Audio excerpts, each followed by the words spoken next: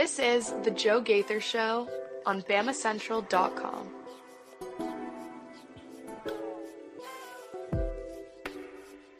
Good morning, Tuscaloosa. Good morning, Tuscaloosa, Internet World, West Alabama. How we doing today? Are you alive, Tuscaloosa? You're still alive after the Morgan Wallen festivities. Morgan Wallen came and went, but we are still here in the Derek Daniel State Farm Studios, ready to talk about some Alabama sports today on the Joe Gaither Show on BamaCentral, on the BamaCentral Facebook page, on the BamaCentral YouTube channel. You're listening to us on Apple Podcast, Amazon, Spotify, wherever you get your podcasts. You can find the Joe Gaither Show on BamaCentral. Hope you guys are having a great day and ready for a big week. We're proudly presented by Purple Turtle Roofing. We encourage you to visit them online at roofturtle.com for all of your roofing needs. You're still in the spring storm season just a little bit. It was a little stormy on Sunday. Was it Sunday? They had a small storm, so a small little rainstorm come through. So you want to call Purple Turtle Roofing for all of your roofing needs to make sure that you've got the peace of mind that you deserve, whether you've got a shingle roof or a metal roof. We appreciate Purple Turtle Roofing, roofturtle.com, for sponsoring the program. We're hanging out with our friend Theo Fernandez. You follow him at Theo Fernandez __ on the Twitter machine, covering all things Alabama athletics for us at BamaCentral.com. Really focusing on baseball right now. Alabama got the one game that Theo promised you on Friday. It was dramatic, but did get it finally on Sunday, winning a close, low-scoring game out in Austin. So took one out of the 3 games. That's about what you expected. We'll talk about baseball here in just a little bit. What we're going to do today on the program is talk football. We'll talk about Ty Simpson's comments about Indiana kind of going off the rails with Brian Haynes. Does Brian Haynes understand a compliment when he sees one? I don't know. We'll see that. We'll talk about, we'll decipher Ty Simpson's comments here in just a little bit. We'll talk about Alabama basketball losing 2 more players, 2 roster spots opening up. We'll see, obviously Amari Allen, he's got a decision to make. He's made it. He's going into the NBA draft process. We'll talk about whether we expect him to stay. We have seen a couple guys go to the draft process over the last few years and ultimately withdraw from the draft process. So that'll be an interesting discussion, I think. And then we will recap what did happen on the diamond this weekend with Alabama baseball and softball. Baseball got 1 game, softball got all 3. Now they made it nice and dramatic on Saturday, falling into a 3-2 hole in the 6th inning. So able to come back with a 7th inning comeback walk-off victory in Rhodes Stadium to make sure that the 30th anniversary weekend celebration stayed happy. That would have been a pretty big damper to lose to the last place team in the SEC on Saturday while you're celebrating 30 years of the Alabama softball program. So that's going to be the game plan for the day. We hope you jump in and join us on the comment section at 205-462-7340, extension 800. If you want to leave a voicemail, you can leave us a comment at Theo Fernandez _ at BamaCentral. Wherever you get the podcast, you can hang out with us, and we appreciate it. Everett Osmer, go ahead and chime it in. And Theo, this leads me right into it. Enjoyed the concert. I will leave a voicemail tonight from Everett Osmer. Everett was at Morgan Wallen in Bryant-Denny Stadium. And Theo, you told me you weren't going. And then I go onto my Twitter, early evening Saturday, and Theo Fernandez videos right from Bryant-Denny State. How was it? You got in it? Did you sneak in? Did you do some nefarious things to get that ticket? Because I saw they were very, very expensive. Did you do some favors for somebody? How did you get a ticket? How was it? Let's get the whole rundown. Morgan Wallen. Well, the only nefarious thing I did was made someone who bought a ticket months ago take a very big loss of money. Bought a lower bowl ticket for $60 hours before the show. So, I mean, that's a steal. That's as good as it gets, man. And let me just, as far as an actual concert, it was a great show. It was. Morgan Wallen's a guy who's won Entertainer of the Year. People say he puts on a phenomenal show, and it was very much that. It was, this guy came in, was electric. Everyone knows every word, jumping around. Are they putting the lyrics on the Jumbotrons? Because what if I don't know the words? I'm just asking. I mean, there were a few of his. He did unfortunately favor his newer album on there a bunch, which frankly wasn't all that good. But obviously his old stuff, I mean, I knew every word to everything that wasn't off the new album. Just about everyone did. 2 things that's all I've had that you're gonna find out. That's literally the only Morgan Wallen line that I have. The walkout with Saban. No one was singing that because they were all going crazy because Nick Saban was up on the screen with Morgan Wallen. Look, it was a fun show. It was everyone. It felt like a rap concert, honestly, but with like good vocals, right? And then he did a couple songs acoustic. He played like "Cover Me Up" acoustic. Oh, nice. Which is a beautiful song. Yes, it is. It was a good show. It was entertaining. Now, it was even more entertaining if you happen to be a Tennessee fan that was attending that concert. Because what Morgan Wallen did to Bryant-Denny Stadium on Saturday night Desecration may have just swung the balance of the Alabama-Tennessee rivalry. Is this going to be the Morgan Wallen curse? Go ahead. I don't see how it isn't, right? Like, if Tennessee were to hypothetically go out and win a game in Bryant-Denny Stadium, I don't know how you don't credit Morgan Wallen with it. Because I stood in that stadium just stunned, mouth open, jaw dropped, watching every single person hold up an orange wristband on their hand while Morgan Wallen played his song, TN. And I'm just like, I'm sure people had to be thinking it. But I'm just like, you have a stadium full of Alabama fans listening to a guy sing a song about Tennessee that references the University of Tennessee while holding up the color that everybody hates. And the stadium lights are Tennessee orange as well. Joe, it was an uncanny experience. Isn't there a line about beating Alabama in this song? So that's a different song. Okay. There's one song that he has, Tennessee Fan. The first line of the song is, "They beat us every damn year." And it's literally about Morgan Wallen coming down to Tuscaloosa to watch the game, getting upset because Alabama always beats Tennessee, and getting revenge by stealing a Tuscaloosa Delta Gamma and bringing her back to Knoxville and turning her into a Tennessee fan. And you had that song in your catalog and didn't play it. Come on. That, like, you got to play into it, Go man. all the way in. Song. Right. Everett Osman says, Theo, it doesn't matter that they were giving out the wristbands. They weren't all fell orange. Into the trap. They weren't all orange. They were just like gray, like LED bands, right? And then they turned orange during the song, and no one wanted to put it down. They were just okay with this. But the moment where the concert was lost, the moment where Tennessee officially claimed the victory, was in the song "The Way I Talk," it's one of his best songs. It was electric, and it's Morgan talking about, being from the South and how it affects. It's simple, the way I talk. Well, the line in that song is talking about his voice. It gets louder when I'm cheering on the Volunteers.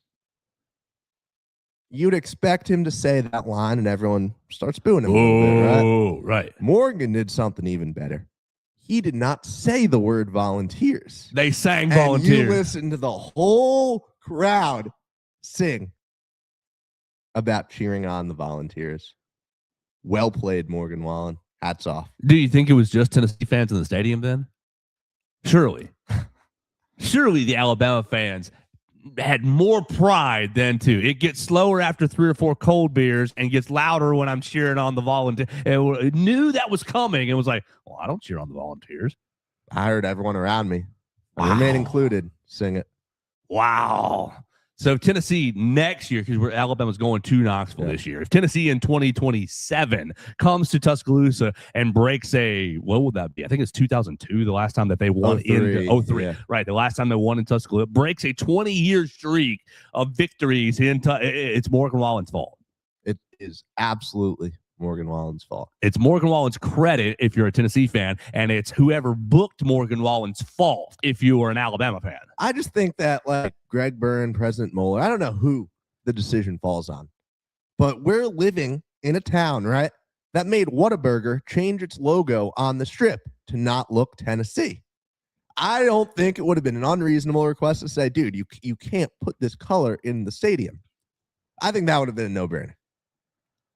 Well, Everett has one more question for you, Theo. Who would you like to see play in Bryant-Denny Stadium next? He loves Luke Combs. Obviously, let me ask you with this question as the backdrop. Was it a success as a patron, as a fan, as a concert goer? You obviously are speaking praises, but despite Morgan Wallen's kind of trolling little digs here and there, which I think is funny. Well, good, well played, sir.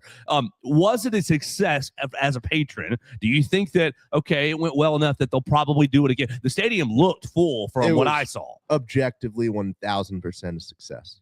Great. So everybody had a great time. Round 2, who we got on deck? Who, if Theo Fernandez is in charge of the Alabama athletics department / university president, because it's not just Greg Burns' decision. There's a lot of people involved in there. But if you are spearheading round 2, who are you headlining? Who are you billing as the headliner? Well, it's an artist who is only playing 2 shows this year, both of them at college football stadiums. Okay. Easy. George Strait. Okay. That's a no-brainer. George Strait with Alabama opening.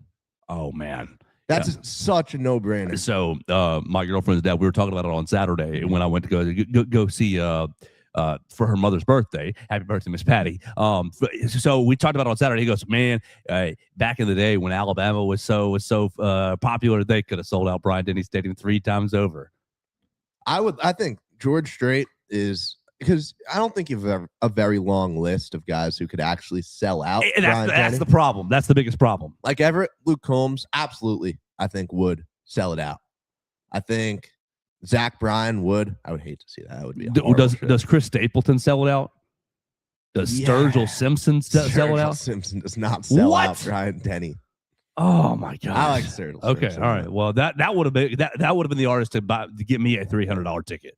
Like I think like Drake would sell it out. Drake would feel definitely. wrong. I don't know. That wouldn't feel right. I think give me George Strait. Garth Brooks would. The Weeknd. That'd be horrible. It's got to be a country concert. It probably does have to be Metallica. Shoot, we know Greg Byrne likes some Metallica. Yeah. If Metallica was in there, that'd be a $300 concert for me. I'd buy it. I'd go. That would be packed for that. Dum dum dum dum dum dum dum dum. If you could hear, yeah, that'd be awesome. I think this was enough of a success that we're definitely going to get a concert pretty regularly.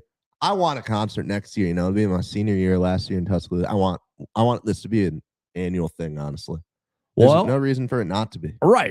It seemed so. I went to softball on Saturday, and the parking, even for a 1:30 softball game, was bonkers because there was already people preparing for concert. What time? Because there was a bunch of openers. He got on at 9, right? 9 and change, 9:30 or so. He got on right. Yeah, basically 9:05. Okay, great.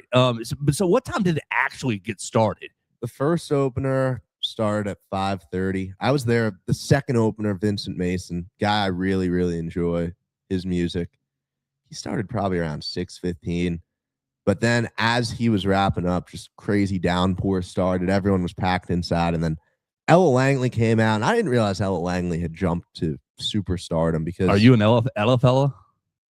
That's what they're calling the guys. She's a very talented woman. I would agree. She was in Texas. Beautiful song. But the girls standing around us, like they were more excited for her than Morgan Wallen. So that's awesome. It was a great time. Congratulations to the Alabama Athletics Department. It seems like you guys pulled off a one-of-a-kind event, and really Theo's account is everything that I've heard over the last 24 hours of, oh, it's so fun. You should have been there. It was great, amazing, love it.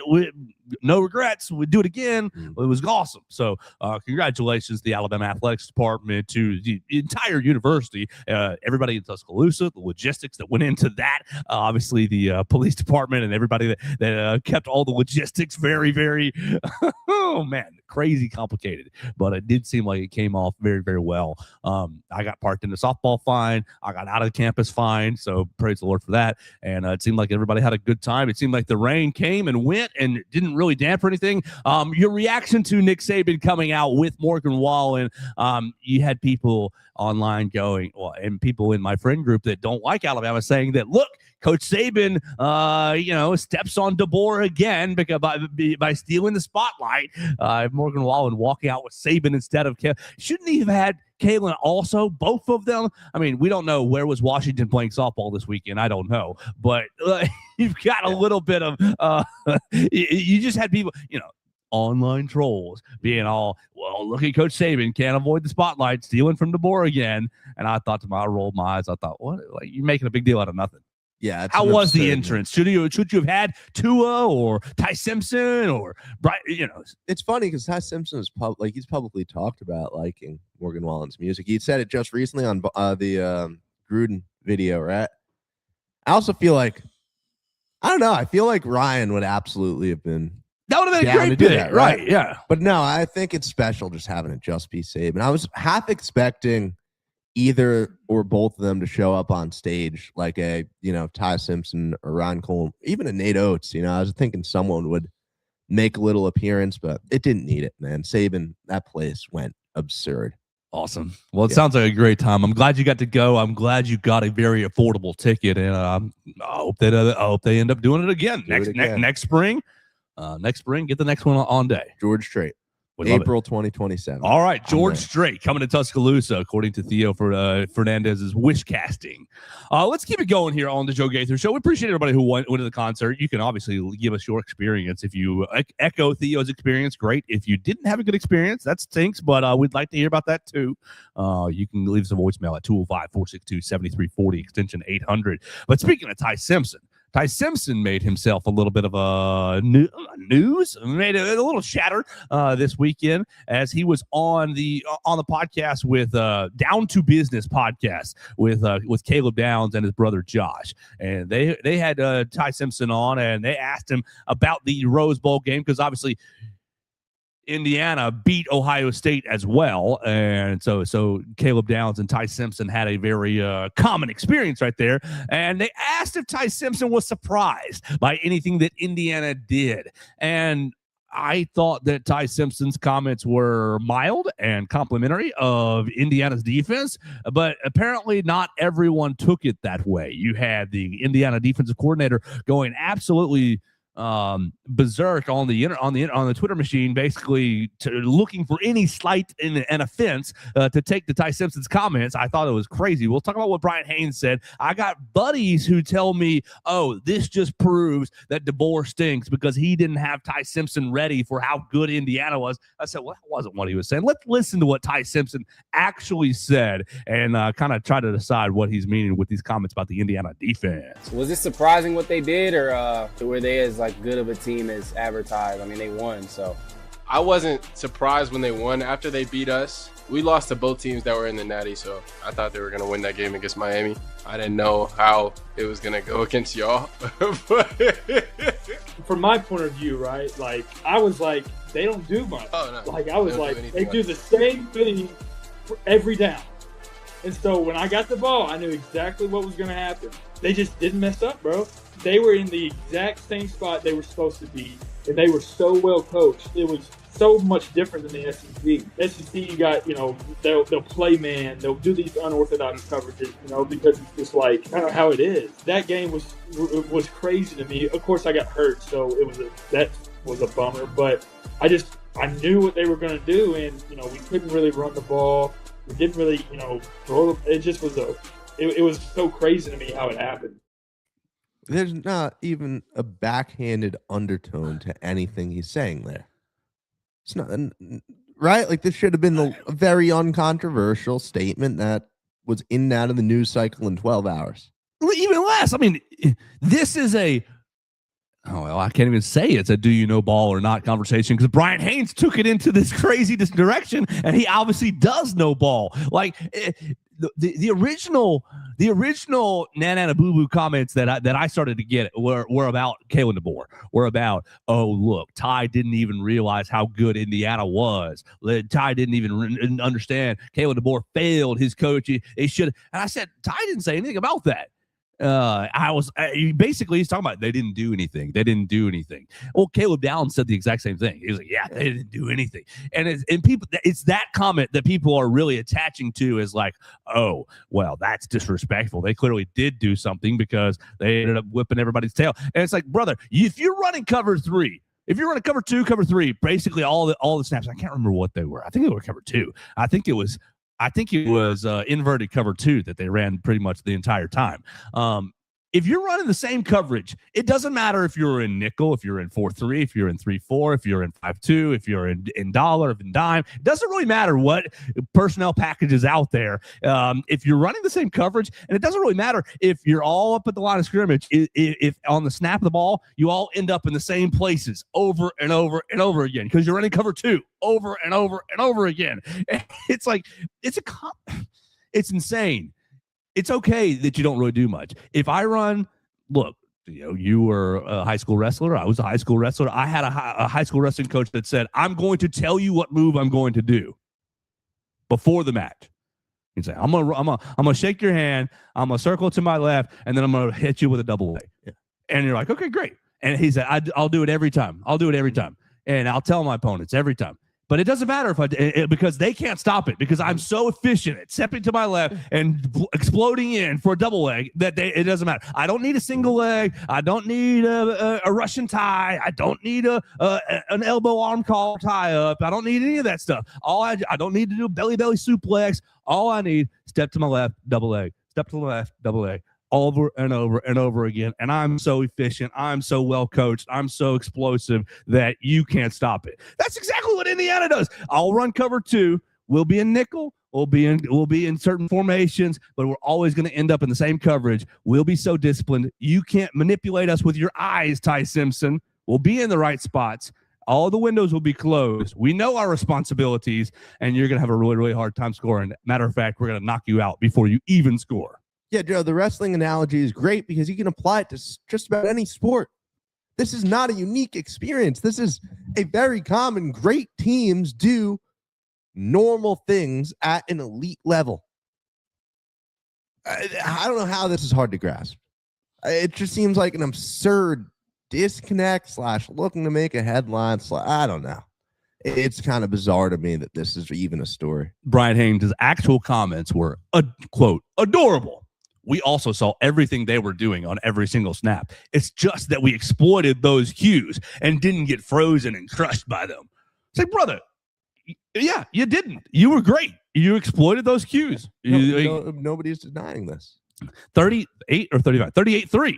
38-3. Your defense held Alabama to 3 points and 3 pity points, to be honest with you. 3 we'll kick a consolation field goal from the 10-yard line instead of actually trying to go for it on 4th and goal. I don't understand it. It's Ty's talking about the SEC and how they disguise coverages and they do all they play man and they do this and they make you guess. And it's like there's so many ways to skin a cat. You can be really complicated on defense and try to confuse the quarterback and try to get things, try to mess things up that way by, hey, you don't know what defense we're in. We were in man last snap. We're in cover 6 this snap. We're going to be in cover 3 the next snap. We'll go to cover 4. We'll go back to man. We'll go have a man. Just mix everything up. We'll rotate. We'll be in cover 1 at the snap, but then we'll rotate into cover. Indiana didn't do none of that. They just said we're going to play cover 2. We're going to play cover 2, and you can't get down the field on us. Our guys up front, our 4 defensive linemen up front, are going to pressure you. We'll fill the gaps. We'll stop the run. You can't do anything. I think this was just blowing up online because in my sphere, because 1, big Alabama sphere on my internet circle, but then 2, it's just like everybody's bored. Everybody's bored. Welcome to the offseason. Right? This is the most offseason story ever.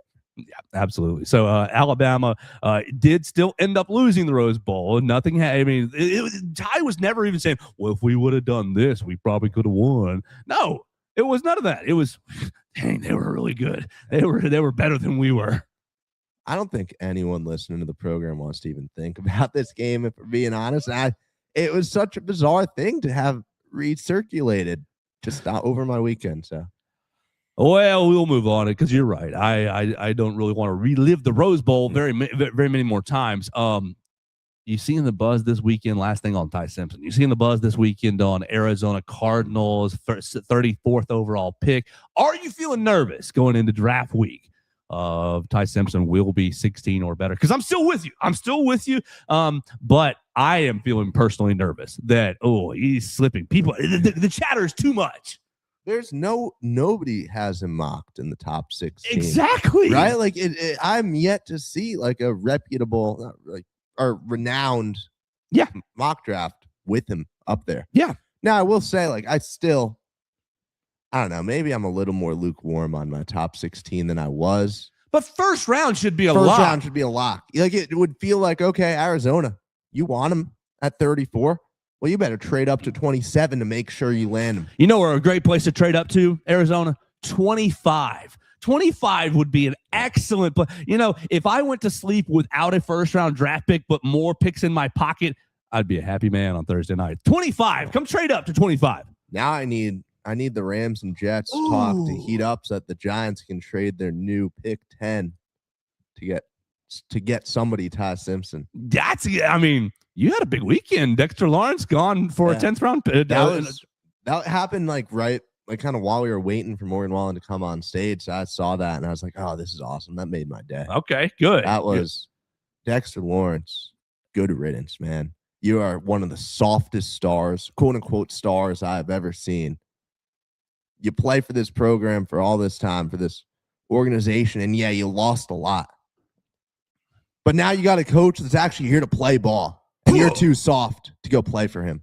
You're ready to get out because, oh no, I signed a contract, and I'm going to go throw a tantrum because I agreed to a deal, and I need more money. Bengals fans, enjoy this guy because you're not going to have him for long because he's just going to force his way out again. Bengals, one of the more losingest franchise ever. You're a loser. If you're a Bengals fan, you're accepting mediocrity.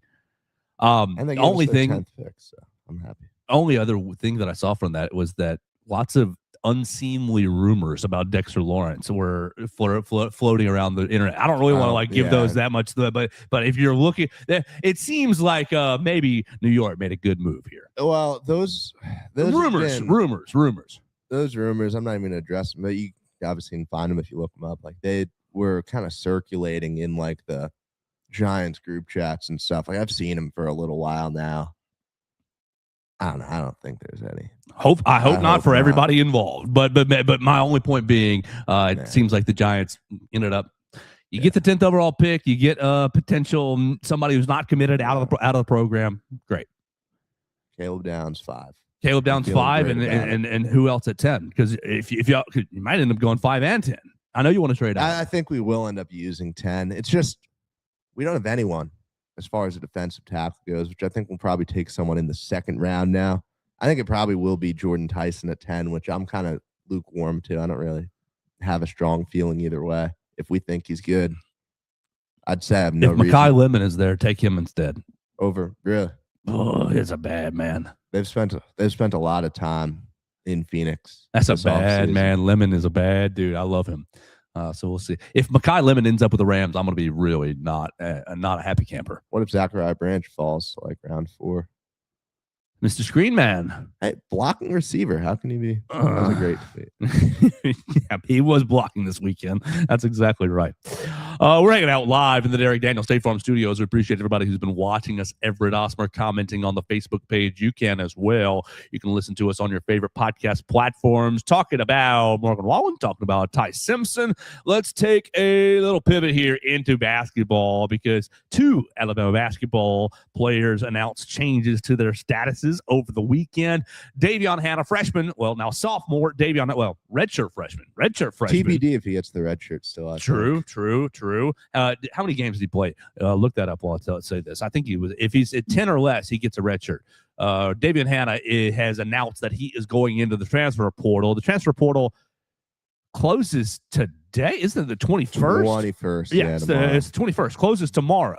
So you only have about 35, 40 more hours to kind of hang on with this Alabama basketball roster. But in the last handful of days, Davion Hanna, I think it was Saturday, announced that he was going into the basketball transfer portal, and he will be looking to play elsewhere. Additionally, Sunday, Amari Allen announced his intentions to enter the NBA draft. Now, that does not mean that he is fully gone. You all remember what has happened with Mark Sears, with LeBaron Philon. That's happened a couple of different times now with Alabama basketball, where players have gone into the draft process and withdrawn their name to come back to Alabama. Looks like deadline. All right, that's what I want. Friday is the final day. This coming Friday is the final day to enter the NBA draft. So he needed to make that decision pretty soon. May 27th. So next month and change.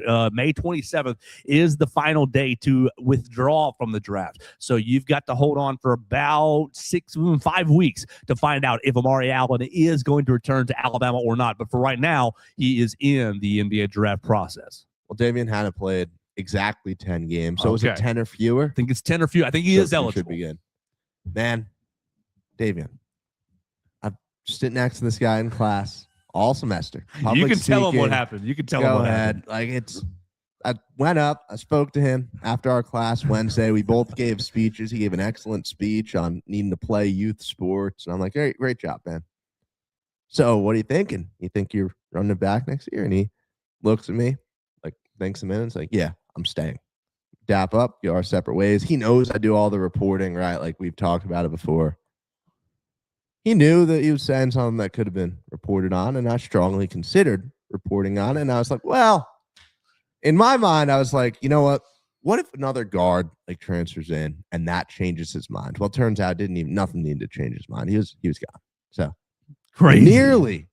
nearly got set up with a very, very, that would have been a rough one to recover from story-wise had I broken the news of him returning. So, and not 40 hours, not 48 hours later. Despite Davion's best efforts, I'm here, alive and well, reputation intact.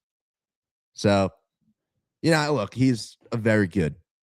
I think he's going to be a very good defensive Coach player. called him the best perimeter defender since Herb Jones. That's a loss? Yeah. And all accounts, like Nate Oates really liked him. I don't know. As far as portal moves go, I don't know. I feel like it was worth giving, especially knowing you still have 4 years eligibility. It seemed like it was worth giving Tuscaloosa another shot, but you got to do what's best for what you think is best for your career. Yeah, absolutely. I'm not fretting too much over losing Davion Hannah. I do, because we only saw him for 10 games, and when we saw him, it was. I mean, you still probably have his stats right there. The offensive numbers are horrid. They're not good. They're horrid. Good defender, and you need good defenders. And could he have taken a step forward offensively? Absolutely, absolutely. All young players can continue to grow, and we've seen Nate Oates develop a lot of players. So he could have continued to grow here. My guess, total guess. I want to make that clear. My guess is the roster numbers started to get crunched, and they're probably talking to a lot. I would guess that they're still talking to a lot of people in the transfer portal, and they said, Davion, you may not have a spot here. You see, my biggest what I thought his biggest strength for next season was playing alongside Aiden Holloway. Sure, obviously we don't know what Holloway's status is. We won't for a while, and that's just going to be a big kind of cloud lingering over the team for a while. Definitely. But I really did think that you had a world where, okay, Aiden Holloway, we know the defense is going to be whatever. He is better than he was. He's never going to be anything to write home about. He's going to be on the negative side defensively. Well, you throw Davion next to him, I think that does a lot of things for you. But now I almost wonder, and not almost wonder, now I think that gives that role to Jackson Richardson. I've talked about this idea of the roster construction looking a lot more NBA-like. And a lot more just throw out your 6'7" wings, right? The guys that similar modern NBA archetype. And you get 5 of those guys off the court or on the court, and you have a phenomenal full court basketball team. If anything, that opens this up even more. Look, I was really excited about Jackson Richardson, especially after watching, the McDonald's All-American weekend. I thought that he showed really good athleticism, but what I really liked was the way that he played defense in that All-Star game. Like, nobody plays defenses in All-Star games, but he was up on his man. He was in his man's grill and forcing pressure and forcing his opponent to make pressure decisions. I saw potential right there. And more importantly, I think recovering really well. Yes. That's mostly pure athleticism right now. But as you start to adjust to the SEC, pace of play and all that, I could see this guy, oh man, you're a step behind, crazy back and forth game, Alabama, and like buckyball, you're going back and forth, and he's able to regain a step, block, or poke a ball free. Like, there'll be some big Jackson Richardson defensive moments next year, I think. I think that might be right. The other side of the angle, the Amari Allen angle, is the NBA draft. I got draft projections for Amari Allen across the board, a bunch of different publications. So you let me know if this is high enough to stay in the draft process. On March 2nd, The Athletic has him at number 26. On March 11th, ESPN's Jeremy Wu has him at number 28. Now, fast forward, and the next date is April 6th. On April 6th, Adam Finkelstein of CBS Sports has him him at number 29. And on April 7th, the next day, The Ringer has him at number 23. On April 14, two guys on April 14, Kevin O'Connor from Yahoo Sports have him at number 34, and Bleacher Report has him at number 22. So the highest number is 22, lowest number is 34. Is a late first rounder, early second rounder enough of a projection to stay in the draft process? If I was personally Amari Allen, I would absolutely be returning to college. I would probably be, I'll come back, Alabama, how much money do you have for me? If it's enough, yeah, I'm happy here. I had a good season. I'm ready to run it back. If it's not, I'm saying, hey, Greg Gard, I want to go play in my home state again, and you guys play a fast offensive pace that I think I can probably thrive in. Give me some of that Big Ten money. It would be something like that, because there will be a lot of money for Amari Allen in college, whether it's at Alabama or elsewhere. And you look at these draft decisions, like he will be in a world where he returns, he will be not knowing who returns and who doesn't. He'd be one of the three biggest returners, right? So you got these schools where anything they can scrape together, with the roster that's already basically fully constructed, you're giving to Amari. Does he have to go in the portal today or tomorrow also to give himself that freedom? I don't know. I'm asking. I have no clue, actually. It would make sense if he wants to go to play for another school after he tests the draft waters and possibly return. He's got to go in the portal in the next 24 hours. And like he can always return to Alabama from the portal, but like that's what we got to see next, right? Maybe you just automatically enter the portal when you return. I got to find out. We got to call Hunter DeCyver and find out. We got to find out the rules. But I would assume that you're also going to see Amari Allen transfer portal. Well, shoot. Amari, dude, he was so upset after the Sweet 16 loss. Yeah. And man, as an empath, I felt so bad interviewing him, and I was just trying to keep it together emotionally myself, because I was like about to break. His tears were about to get me to break, and I was like, Amari, this, that, and the other out of the game. And he was, I lost this game. I'm never going to lose the game. I should have guarded the axle better. Yeah, and I just wanted to give him a hug right there, but I had to try to keep it, try to be professional. But he was adamant about coming back next year. And I was like, well, are you coming back? And that's when he kind of paused. So maybe no portal, maybe it's NBA or back to Bama. Well, so we've got a comment, RTR, saying they have to declare for the portal today. Right. Tomorrow's the deadline. Yes. Yeah. So we'll get clarification fully from Hunter. What I wonder, like, he can't go to another school unless he goes in the portal today. Yeah. Right. So let's say it's NBA or portal unless there's more news. Yes. Or NBA or Alabama, excuse me. Go ahead. You're working in the Alabama athletic department, right? And I don't know what kind of role you're in, but you have a role in the finances or for the basketball team. How much money do you put aside for like an Amari Allen versus like you got to spend? You got to bring in the guys that you want to complete this roster. Well, what did you pay LeBaron? He's not getting LeBaron money, but he's getting close. If he came back a sophomore year, would it be crazy to say that he absolutely gets LeBaron money? No, that wouldn't be crazy. I think he absolutely gets LeBaron money. But I would. My guess is LeBaron minus 10%, minus 5%. I think you got to pay the out-of-state premium to keep him.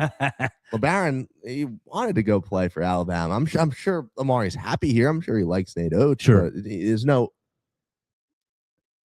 natural attachment to the script day for Amari Allen, right? Besides just the season you've had. It's not like you grew up, oh, yeah, I want to hit the game-winning buzzer beater against Auburn. I think that was a little oversold, to be honest with you. Yeah, but it was a storyline. It was a storyline. You're right. But I think it was a little oversold. Yeah, I mean, if that's what you got to give him to bring him back, you're fine with it. You're absolutely fine with it. But I think if you could get him minus 10% of the LeBaron money, you go that route. But if you have to give him exactly the same exact LeBaron deal, great, do it. Man, like it's weird because if this was a year ago, I think Amari Allen is no doubt gone.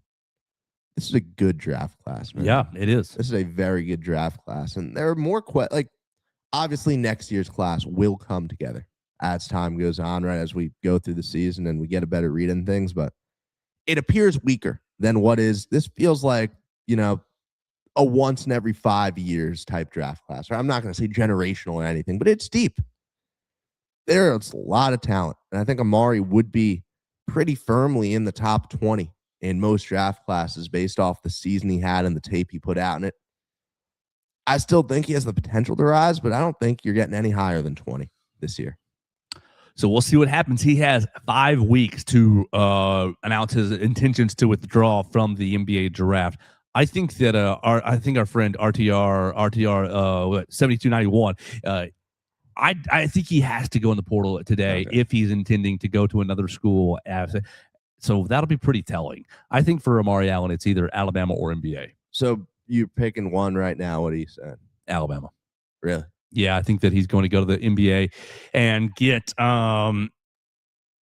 positive draft feedback, but I think he's going to find that they're going to tell him, 18 to 35 in that range. And he's going to say, well, I can be 9 to 25 next year. I can be 9 to 25 next year and raise my ceiling, play 35 more games in college, be a big college kid for another season, be picked 10 to 35 next season. Or 10 to 25 next season. That'd make next year's Alabama season a lot more fun, but I do think he will be gone. He will be going pro. Well, we'll find out in about 5 weeks or so. So good little news portion for Alabama basketball over the weekend. Let's transition. Final topic for the day here, guys. We're going to tell everybody about Purple Turtle Roofing and then get into baseball and softball as their weekends were maybe pretty good.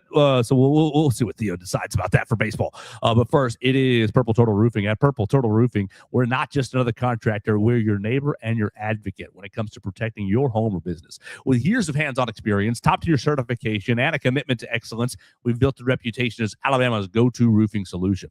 We specialize in residential roofing, commercial roofing, emergency storm repairs, full-on roof replacements, insurance claim support, and more. Visit us online at roofturtle.com or call us. You want to talk to a human at 877-PT-ROOF-5. That's 877-787-6635.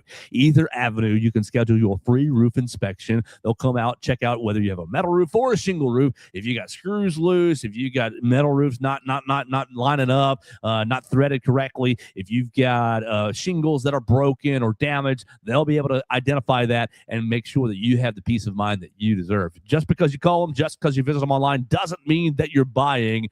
It's just information for you to let you know what's going on in your home. So visit them online at roofturtle.com to schedule your free roof inspection today. Purple Turtle Roofing, roofing with heart, built to last. All right, Theo, let's end with the sweep. So we'll go baseball first. Baseball goes out to Austin, gets the doors blown off on Friday. Loses a close game that they were in front on Saturday, and then hangs on and wins a low-scoring close game on Sunday to take 1 out of 3 from Texas.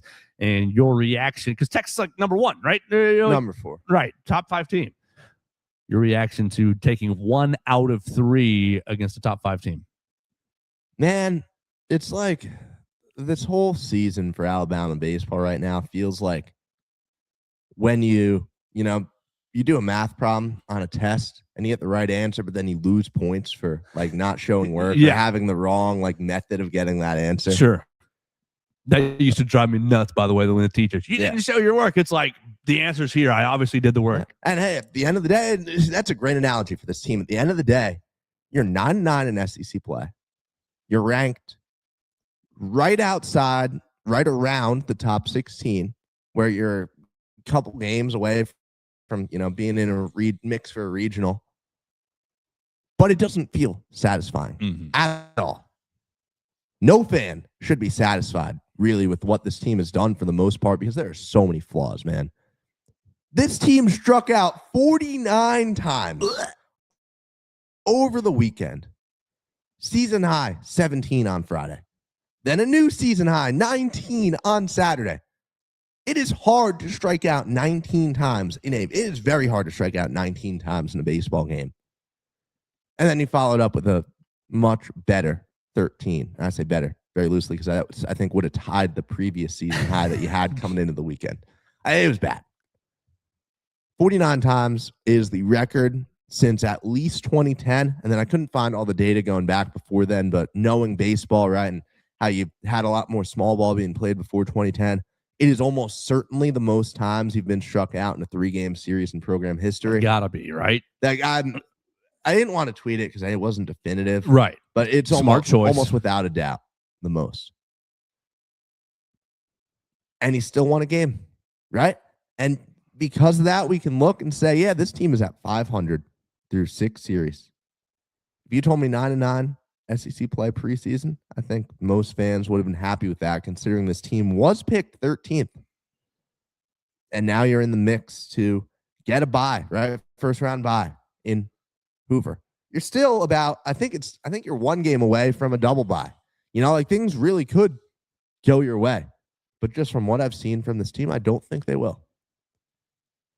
Justin LeBron committed another error, but really, did play pretty fun defense for most of the weekend. He makes some incredible plays, man. And you'll make the error, and you've had some costly ones this year, and I think we're up to 15 for the season now for Justin LeBron. But in a game, especially on Sunday where the margin was so thin, he took potential runs off the board, turning double plays. And this team is like, man, this roster is so flawed. Like you've played Luke Vaughn at first base, who has gotten the bulk of the criticism from fans online. He's kind of been public enemy number 1 as far as the roster goes. And then you've played freshman Andrew Purdy over him, and Purdy's got some potential, but like he's had some rough at-bats, right? He's clearly a guy who's not fully ready. So you don't really have an answer at first base, right? You have Jason Torres at third, who all the criticism, he's probably number 2 as far as guys that people are turning on. And obviously he had a bad year last year, came back, started hot, really trailed off. Only guy to record 2 hits on Sunday for Alabama. Drove in 1 of your 2 runs. Got on base a bunch, 3 times on the game. Fighting, battling. And everyone's tired of Rob Vaughn going and calling players tough, right? And that's always the response when these guys are brought up. This is a tough team. This is a team that's fought a lot of adversity. And quite frankly, I'll be honest, having watched this team lose 5 games in a row, including 4 of those games over the last 2 weekends where you led at one point in the contest, I've completely and utterly expected Alabama to lose on Sunday and get swept. And I watched freshman Miles Upchurch go 5.1 phenomenal innings. And then you pull him because of pitch count. Ashton Crowther takes over, and Ashton Crowther's a guy who I don't know what I expected him out of him entering the season, but he goes out and gives you the final 3.2. Takes you the rest of the way. 9th inning, pitching with a 2-0 lead, gives up 1 run, mound visit. He's staying out there, and he gets the final out. Strikes him out for it. Well done, Mr. Crowther. Crowther has been one of the biggest bright spots on this team, but then back to the flaws. The rest of the bullpen is, man, really struggling. Matty Heiberger, Sam Mitchell. Like, these guys have been shelled lately. Hagen Banks, I don't even think saw the diamond because the only save opportunity was Sunday, and Crowther had it on lock. So it's like, yeah, you have the good, you have the bad. It's so mixed up, and it's not a horrible spot to be. I mean, we're late April. You still got time to figure things out. You're putting yourself in position to have a fun offseason. Got a Tuesday game against UAB, and then a Thursday, Friday, Saturday weekend series against the Tennessee Vols. Tennessee, Man. big Tennessee Vols, a big fall off after losing the coach, right? Yeah, I mean, Tony Vitello going to the Giants. Oh, Tony just seems Vitello. to be a lose-lose because he's already like they keep getting into fights. Do you see what he said over the weekend? I don't pay attention to the MLB. What did he say? It was bizarre. He went out and talked about how many fights the team has gotten into this year in the clubhouse. It's not something you release to the media this early in the season. It's like he's still in college trying to adjust to college. the MLB game. But just for context on this SEC, Alabama is, I'm going to do some quick counting. 1, 2, 3, 4, 5, 6, 7. Alabama's in 9th at 9-9.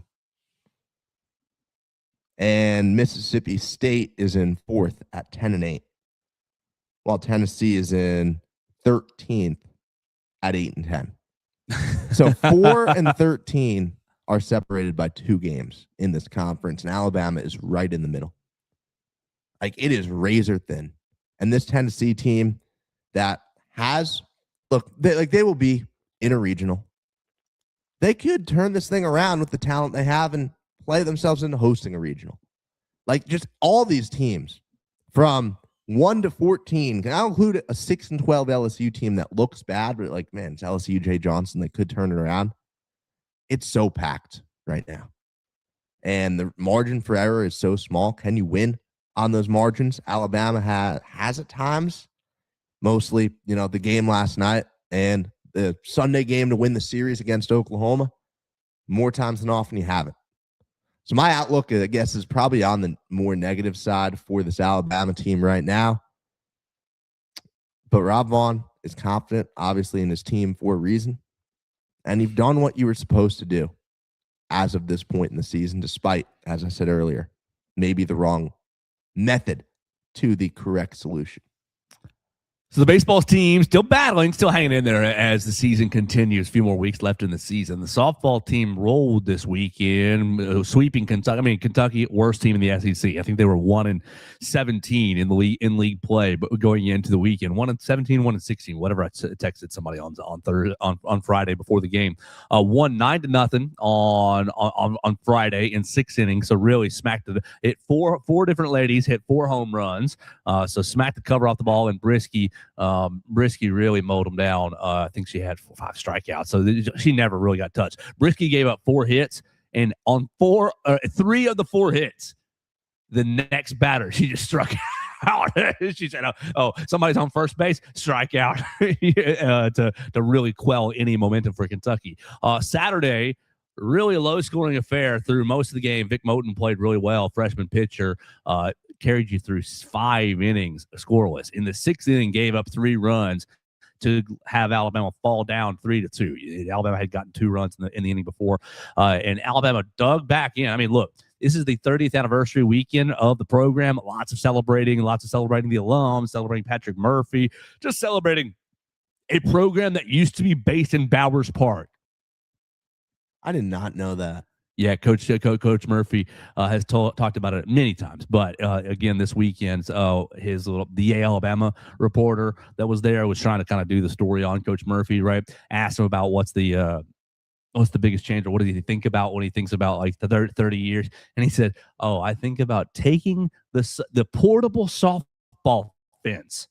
The portable softball fence in my pickup truck that was the complimentary car from the university, my pickup truck, and my manager and I unloading the portable fence in Bowers Park and then reloading it every day for practice, so we could convert it into a college softball scale facility. And he said we did that for, I think he said 2 years, and then they started actually building Road Stadium in 2000. So he was pretty reflective on Friday for how far the program has come. But that being the backdrop, you can't lose to the worst team in the SEC. So you fall down in the 6th inning, and you're like, oh my gosh, you haven't really hit the ball very well the whole day on Saturday. But the ladies put things together. Salem Hawkins got a double right off the bat. They started to load the bases, and Audrey Vanager beat out an infield ground ball to shortstop for the walk-off run. So this is basically like when the high school schedule's the worst team in the district for homecoming. Yes. Okay. Exactly. Kentucky was bad, bro. They were not good. Then the program handled business on Sunday, winning 4-0. So all 6 SEC series that the ladies have won this year, 6 in a row. They got Tennessee as well this weekend, so both programs taking on Tennessee. But the ladies have 2 more series left to go, a perfect 8-0 in SEC series play. And the ladies are up in Knoxville too, right? So everyone's going up there? Yes, they're all in Knoxville. You think they're all getting in the same hotel? Probably, right? I mean, why wouldn't you, right? Why, like maybe get a big old group rate discount? You'd imagine, yeah. Yeah, maybe so. The ladies are in action also on Tuesday against UAB, so that's ironic. The ladies are in Birmingham. The boys are home, right? Yeah, the boys are home in Tuscaloosa. So both programs taking on the Blazers on Tuesday, the ladies on the road, and the boys at home, and then both programs taking on the Tennessee Vols this weekend. Man, my final home baseball game of the year Tuesday. That'll be why. You're getting out of town, and so will you be covering this Tennessee series? Yeah. I plan on covering it. It'll be remote. Okay, yeah, that's fine. Yeah, like weekend, you do. So. All right, so I'm picking up baseball coverage next week for Vanderbilt, August 30th. Yes. Okay, and that'll be I just want to be clear. Joe, you can go get your Rob Vaughn bobblehead. Okay, great. I would love a Rob Vaughn bobblehead. I like Rob Vaughn. Rob is so personable. He's a great guy. Yeah, yes, he is. All right, so I'm picking up the baseball coverage starting on April 30th with the Vanderbilt Commodores series. Okay, great. Yeah. Awesome. Sounds perfect. And you're going to be off doing great things. I can't wait for you, man. I can't wait for you. Man. Awesome.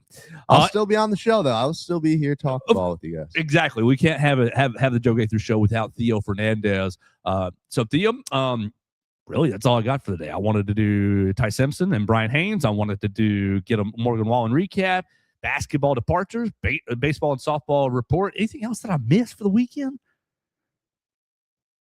No, I don't think so. All right, there's a Steve Sarkisian clip hanging out there that we can get into in the next couple of days, debating college football roster management. How'd Obafemi look at WrestleMania? WrestleMania was horrid. I didn't watch any of it live. I didn't watch a single bit of it live. But Obafemi opened the second night Sunday, and he beat Brock Lesnar. And Brock Lesnar took his shoes off and took his gloves off and was crying in the ring. And there was no formal announcement that, hey, Brock Lesnar's retiring. But you know the wrestling trope. You leave the shoes in the room, or you leave the shoes on the mat, then that's basically the trope of you're retiring. So there's heavy speculation that Obafemi just retired Brock Lesnar. The swerve is that they're going to leave it ambiguous up until SummerSlam, which is in August, and that's where they'll make it an official Brock Lesnar last match. So we'll see, but big for Obafemi. I mean, Brock has been the big bad dude in WWE for many since early 2000, and for Obafemi to have his first WrestleMania and to be written as the winner over Brock Lesnar is an excellent sign that WWE knows exactly what they have in Obafemi. Obafemi is the next real that dude is going to take the mantle and be the global superstar for wrestling. And obviously wrestling is a very, very niche audience, but many people know Roman Reigns, across all kinds of platforms. Handful of people already are starting to know Cody Rhodes across a bunch of platforms. You remember how big John Cena was? Everybody knew John Cena, whether you knew wrestling or not. Obafemi is trending in that sort of category to transcend wrestling. And he's a villain? No, he's a good guy. Really? Right now. He's cast as a face, is what they call the good guys. He's not cast as a heel. But he'll be a face for a while, and I'm sure he'll have a heel turn and then a face turn, and he'll just go back and forth, just kind of according to whatever the story needs. But right now, he is a face, and so everybody cheers him. And when he comes in, his entrance, he steps kind of funny. He's got a little strut to him, and everybody just hoo, the whole crowd as he steps to the ring. Hoo. And so everybody gets into it, and every single step closer to the ring, the crowd a little and then he goes to town and throws people around and slams people through the mat and walks out the winner. The ruler. That's who he is, the ruler. Nice. Obafemi. So congratulations, Oba, former Alabama Alabama shot put champion, SEC champion. We appreciate what you did here at the Capstone, and I enjoy watching his career. He's such a fun character because he's just cast as this immovable, indestructible figure that nobody can contend. And look, it's believable. He's huge. He's monstrous, and so it was great. And very interesting to see what he's going to do. If you're the man who retires Brock Lesnar, what does that do for your career? Roman Reigns, after winning the championship on Sunday night, the press conference after was like, I saw you, Obafemi. I saw what you did. You want my title, kind of thing. You got to prove it this summer. We'll see. I'll be watching you this summer. So it's kind of like a setup to see what he does this summer and see if he's capable of challenging for the actual title, which, it's all written, it's all fake, it's all drama. So eventually he will be. We'll get out of here for the day. We'll come back next program or two. We'll talk roster management. We'll talk basketball some more. I got to catch up with Katie Wyndham. We didn't get her last week, so we got to catch up with her. We're going to do a lot of fun the rest of the week. Tell everybody about the show, and we're going to have a great Monday. You're going to have a great Monday. Enjoy the day, and we will talk to you tomorrow right here on the Joe Gaither Show on Bama Central, BamaCentral.com.